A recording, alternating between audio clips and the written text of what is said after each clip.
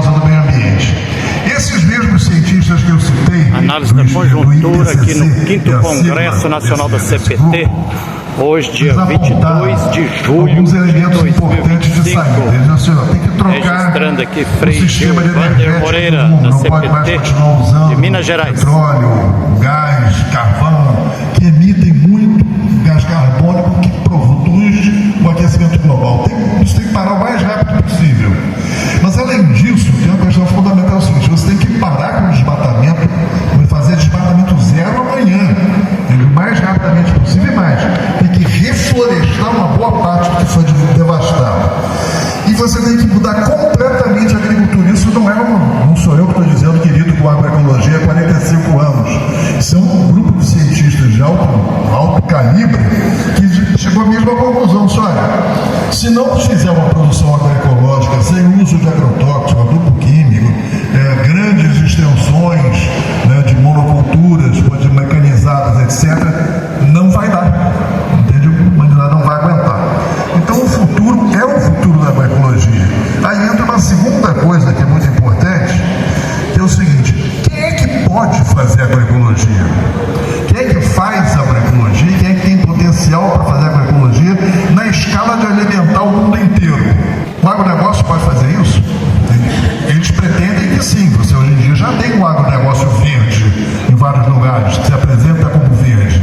No entanto, eles têm um problema de fundo, que é o seguinte: eles só conseguem operar e fazer dinheiro numa escala muito grande. Então eles precisam de grandes monoculturas para poder tirar o dinheiro que eles estão procurando. Então eles podem se pintar de verde o que quiserem, eles não são capazes de fazer agroecologia. Podem até fazer uma coisa mais orgânica aqui e ali, mas não resolvem problema nenhum. Quem consegue fazer isso é a agricultura familiar. Isso eu posso dizer dos 45 anos de trabalho sobre isso aqui no Brasil, na América Latina, na África, na Ásia. Esse é o caminho único que nós temos pela frente, que a humanidade tem pela frente. E isso aí, assim, por quê? Porque a agricultura familiar, ela pode e já tem a sua própria tradição, né, sobretudo aqueles que não entraram nos sistemas mais modernizados. Na própria tradição, uma tradição de diversidade, de produzir muitas coisas no mesmo lugar, de fazer cultivos intercalados, de controlar as eventuais pragas também de forma natural, de prevenir a praga em vez de sair matando. Então são essas, a solução da agroecologia para mim está claríssima. Agora, isso vem com duas coisas fundamentais. Se você hoje for pedir para a agricultura familiar, que existe hoje no Brasil, que está diminuindo, inclusive, em números, está com menos de 4 milhões de agricultores familiares, são 3 milhões e 800.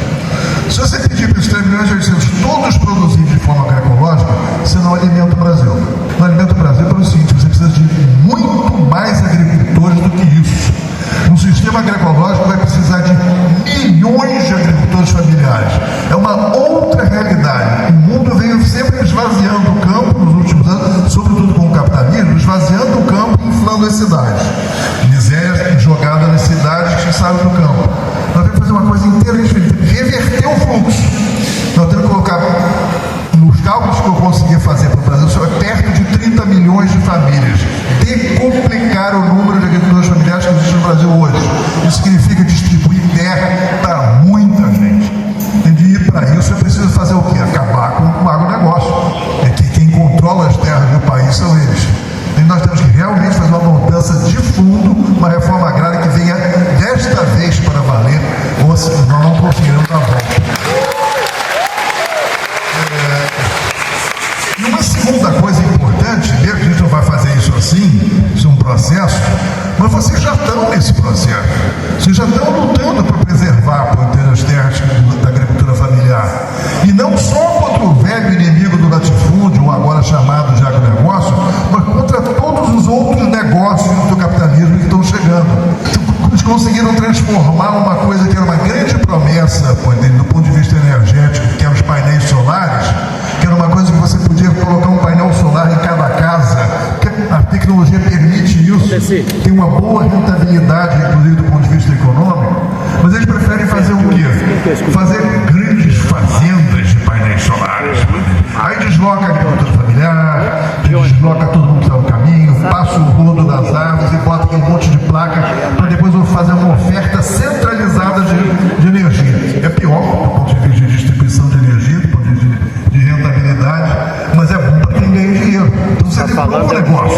marco verde, dos assessores aqui no 5º as Congresso eólicas da Comissão Pastoral da Terra. Não pode ser assim. Isso também tem que ser modificado. Você tem que entrar no espírito de tornar as operações menores, mais acessíveis, menos dependentes de grandes, gigantescos processos. Então essa é uma filosofia, o famoso pequeno é bonito. E a agricultura familiar não é de grande extensão, mas ela é muito bonita. Então esse caminho também tem um segundo fator que é fundamental para a gente considerar, que é o seguinte: você não pode continuar orientando a economia para acumular dinheiro. Você tem que colocar um outro sentido, que é aquele que os agricultores familiares vivem. Vocês vivem para o quê? Para o bem viver, para melhorar o seu padrão de vida, para se alimentar bem, para poder alimentar os seus vizinhos, as suas comunidades. Esse objeto, esse objetivo é uma questão absolutamente fundamental, porque se a gente continuar ancorado na história, vamos ganhar mais, quer dizer, tendo a ganância como centro, em vez da solidariedade como centro, a gente não conseguiremos nos salvar do apocalipse. Já, você tem 5 minutos. 5? Nossa, 5 é muito tempo. Tá ótimo. Me avisa em que aí eu tô Deus para todo mundo. Agora consegui me perder de tudo. Quando eu olho os dados das ameaças que a humanidade e o planeta vive, que me dá um aperto no coração pensando nos meus filhos, meus netos e bisnetos. Eu digo assim, gente, nós temos e podemos fazer alguma coisa, e tem um lado importante disso é o seguinte: o caminho já está traçado, o negócio é traçado, é percorrê-lo. Né? Nós já sabemos, a agricultura familiar e a agroecologia é a semente da agricultura do futuro e a semente da humanidade do futuro. Obrigado. Segura essa, companheiro, venha cá. O Zoe Trump tá querendo nos matar. Segura essa, companheiro, venha cá. O Zoe Trump tá querendo nos matar. Fiquei sabendo que temos uma fiança, a responsável da justiça social.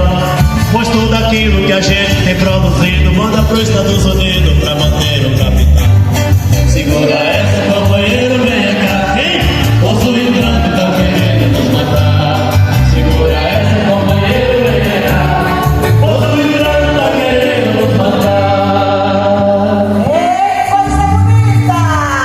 Essência e profecia! 50 anos CPT! Viva CPT!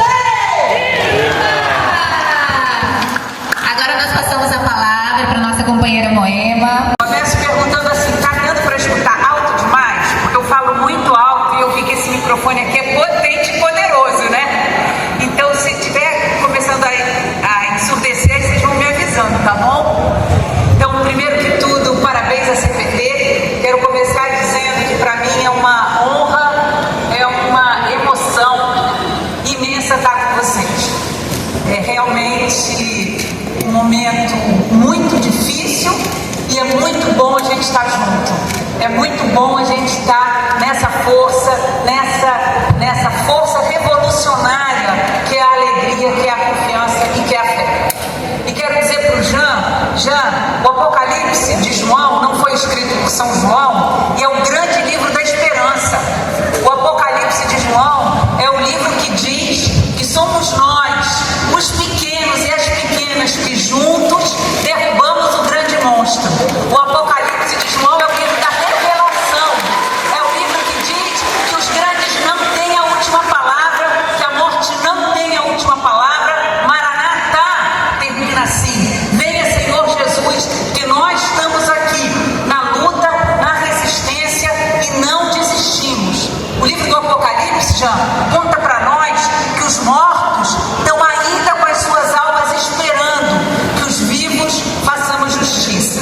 E é nessa luta, nessa confiança, nesses tempos turbulentos, que o Apocalipse para nós é fonte de esperança. Apocalipse não é fim de mundo, Apocalipse é fim do mundo dos poderosos e abertura de um tempo de justiça e paz, onde morra o mel.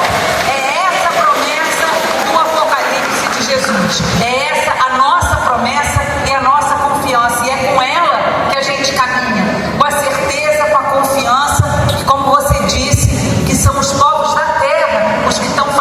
história e que podem abrir o futuro.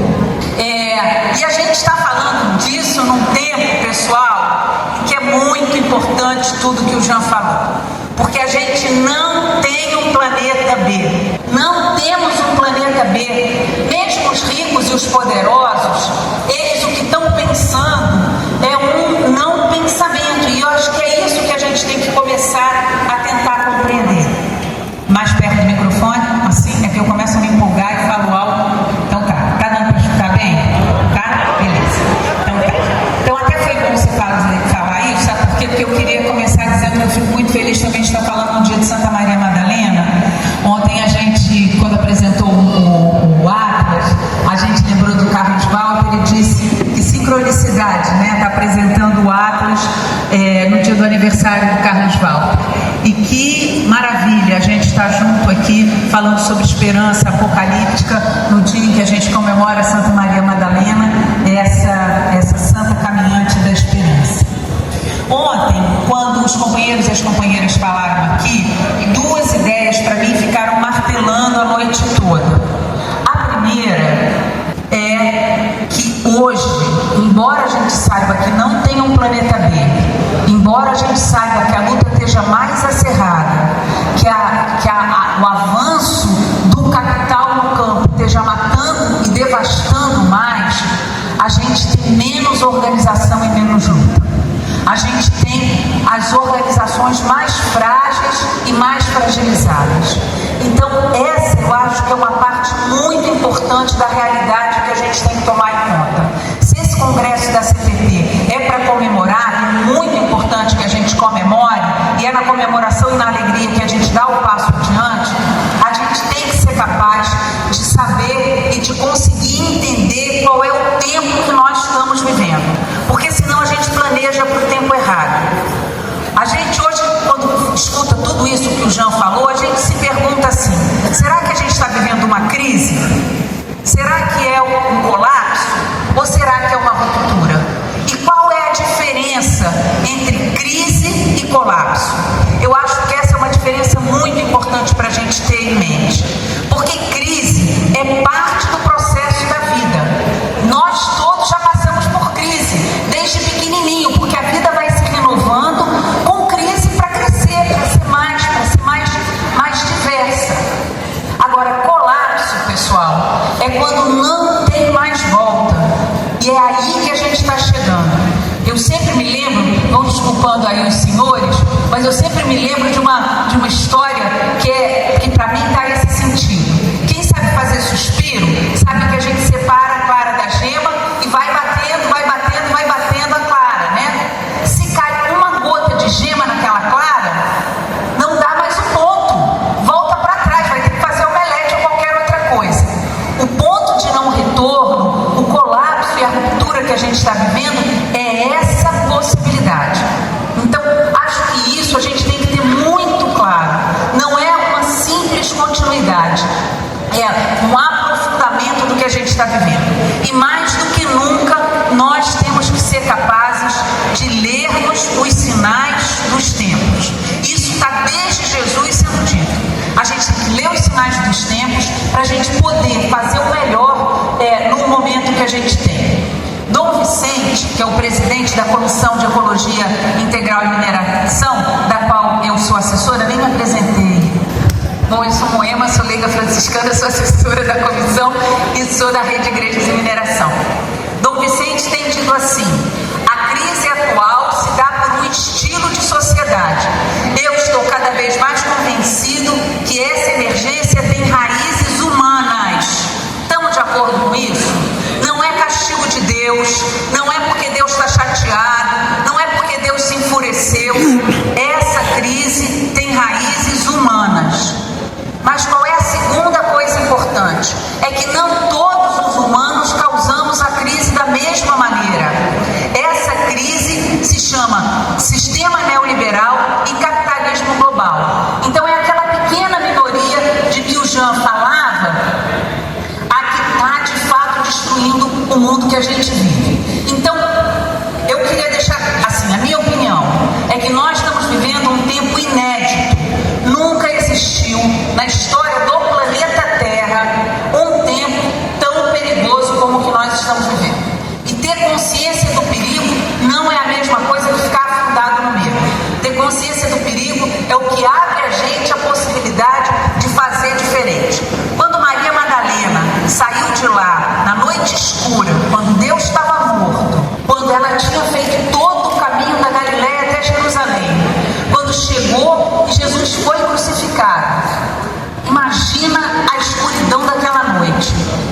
Madalena tinha medo? Tinha que ter medo, porque era perigoso. Ela tinha que ter medo dos romanos, ela tinha que ter medo dos outros companheiros dela que não eram bolinho, como não são até hoje. Ela tinha que ter medo, mas ela não saiu sozinha. A gente em geral lê só esse pedacinho do Evangelho, mas ela não saiu sozinha. Ela saiu com as outras mulheres. Ela saiu na noite escura para procurar o corpo de Jesus. Já estava morto, ela nem foi lá para defender Jesus. Mas ela foi com uma força maior do que a força do medo, que é a força do amor. A força do amor que só se faz em comunidade. A força do amor que só se faz em comunhão. Ela não foi santa sozinha, ela foi santa caminhando junto. Por isso que ontem, quando a gente escuta falar que as comunidades estão mais divididas, para mim essa é uma das coisas principais que a gente tem que se pensar, como é que daqui a gente segue adiante, porque a gente precisa de muito mais aliança. A segunda coisa é que o tempo que a gente está vivendo precisa de estratégias diferentes das que a gente teve no passado. Isso eu acho que é super importante, porque a gente, em geral, tende a ficar repetindo o que já deu certo, não é verdade? Que é mais confortável, a gente já sabe, já deu certo. Mas hoje a gente vai precisar inventar formas novas de fazer, talvez as coisas, as mesmas necessidades, porque a gente precisa se juntar, mas tem que ser de um jeito diferente, porque da forma que a gente fazia antes, já não dá mais certo. A terceira ideia, que para mim é fundamental, pessoal, é que hoje também a religião precisa ser uma nova religião. O capitalismo hoje virou uma religião. Não é só uma questão de acumular dinheiro, é de servir a um outro Deus, que é o Deus do mercado. É servir um outro Deus, que é o Deus da ganância ilimitada. Então, a gente tem uma disputa. Quando a CPT começou, lá nos anos 70, estava acontecendo isso aí. Os militares estavam tocando ferro para construir estrada, e aí saía nas revistas, essa daí é uma revista Manchete de 1970, aqui venceremos a floresta. Essa era a promessa de desenvolvimento e de destruição da floresta. Esse cara daí, que é o ministro Rangel Reis, ele era ministro na época da ditadura. Ele disse, em 1970, os índios não podem impedir a passagem do progresso. Já ouviram falar isso? Que nós estamos impedindo a passagem do progresso? Que os camponeses estão impedindo a passagem do progresso? Que a gente... Não é isso que eles estão dizendo desde aquele tempo. Mas olha o que ele disse, esse cara. Ele disse, dentro de 10 a 20 anos não haverá mais índios no Brasil. E isso é que ele estava errado, camaradas. Isso é que ele estava errado. Porque hoje não só existem, como estão muito mais fortes e mais organizados. É uma honra para mim estar aqui com a Alessandra. É uma honra para mim estar aqui com a Alessandra. Porque é a confiança, a configuração, a confirmação de que se a gente se junta, os poderosos não vão ter a última palavra. A ideia deles é que eles tinham que lutar contra a floresta, e na linha das estradas foi chegando o desmatamento. E naquele período, durante a ditadura, a Igreja Católica e as igrejas evangélicas, é muito importante dizer, eu estou falando como católica porque sou católica, mas as igrejas evangélicas também, vindo do Concílio Vaticano II, foram uma força muito grande. Vocês se lembram de Dom Pedro Casaldáliga, que quando foi consagrado bispo, ele escreveu uma carta dizendo: a igreja na Amazônia em conflito com o latifúndio e a marginalização social. Então, uma igreja que se posicionava, uma igreja que tomava partido. Papa Francisco há pouco tempo falou: nós amamos a todos, mas os poderosos não podem continuar destruindo, e nós temos a obrigação de limitar o poder de destruição deles.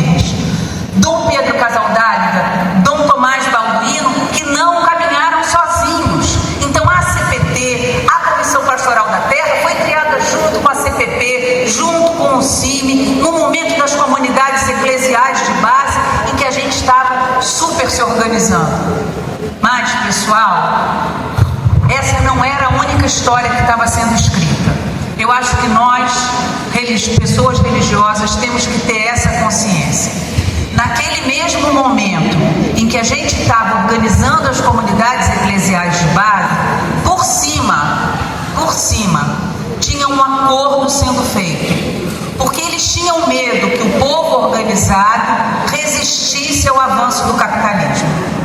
Essa aí é a capa de um livro de um cara, de um jornalista americano de direita, mas o título do livro é O Presidente, o Papa e a Primeira-Ministra, a parceria que venceu a Guerra Fria. Então a parceria entre João Paulo II, entre o Ronald Reagan e a Margaret Thatcher, ela foi uma parceria que veio de cima e que ajudou a desmobilizar a gente. Porque muitas vezes eu escuto e eu mesmo digo, a gente hoje não consegue mais mobilizar, a gente não se organiza, o pessoal não vem. Mas pessoal, isso foi intencionalmente desconstruído. Foi intencionalmente desconstruído. Então a gente tem que saber disso para entender como é que a gente dá passos adiante. O Papa Francisco foi, sem dúvida nenhuma, uma abertura de esperança, um momento que abriu as possibilidades de um novo mundo. E ele disse para nós, a história dá sinais de regressão. A gente está regredindo em termos da história que a gente está vivendo. E hoje a gente tem um mundo que é um mundo dirigido pelos super ricos. É um mundo dirigido a favor dos super ricos. Então vejam, pessoal, o que eu gostaria assim, de compartilhar aqui para mim, caiu a ficha quando eu escutei o Jung Mossung falando outro dia. A gente está mudando o padrão através do qual os capitalistas dominaram o mundo. Porque naquela época, quando começou a CPT, quando eles estavam fazendo a Transamazônica, quando eles tinham todo um ideal de progresso e desenvolvimento. A ideia é que em algum momento todo mundo seria beneficiado. Não falavam isso? Deixa o bolo crescer que depois a gente divide. Deixa o bolo crescer que depois todo mundo chega lá. A grande mudança que a gente está vivendo hoje é que os ricos não acreditam mais que isso é possível. Entende isso, essa diferença? Os ricos não acreditam mais que é possível um mundo que caiba todo mundo. Eles não acreditam mais que é possível um mundo para todos os mundos. E aí, quando a gente olha, esse cartazinho, para mim, ele é muito significativo. Não sei se dá para entender direito, mas é assim. Aquela linha azul ali é a pegada de carbono. A pegada de carbono é o nível de destruição que a gente provoca no mundo, tá? Os 50% mais pobres que estão aqui estão abaixo dessa linha. E os 40% que são a classe média estão no comecinho. Ou seja, não é toda a humanidade que destrói o planeta. É o modo de vida daqueles que estão ali, que são os 10% e o 1% mais rico da humanidade. Um grande navio transatlântico de um desses ricos polui mais do que qualquer um de nós em 800 anos de vida. Então veja, se eles estão destruindo nessa proporção, como é que a gente faz? A gente fez essa discussão lá na Rocinha. A Rocinha é uma favela bem grande lá no Rio e a gente fez esse debate. E aí eu apresentei esse papelzinho aí. Aí o Frei chegou perto de mim e disse, Moema, se é assim, se isso que você está falando aí é verdade, se são os ricos que destroem, mas também são eles que têm o poder econômico, como é que a gente faz? Aí ele me disse, olha, eu acho que poderes humanos, isso é quase impossível de destruir. E aí a gente se lembrou do canto que hoje a gente rezou na missa. Magnificat. Magnificat. Não vão ser os poderosos, pessoal, que vão encontrar solução para os problemas que a gente tem hoje. Não vão ser os ricos que vão encontrar solução. Ou nós nos juntamos, ou de fato a gente não vai conseguir encontrar uma alternativa. E há pouco tempo atrás, quando a gente fez o lançamento de um manual da Comissão de Ecologia Integral e Mineração, o Leonardo Boff foi convidado para falar. Leonardo Boff disse o seguinte: com muita tristeza, eu tenho que reconhecer que hoje a gente não tem um sistema alternativo ao capitalismo. A gente não tem esse sistema ainda. Portanto, o tempo que a gente está vivendo é um tempo, eu não vou nem passar isso aqui porque não dá mais tempo.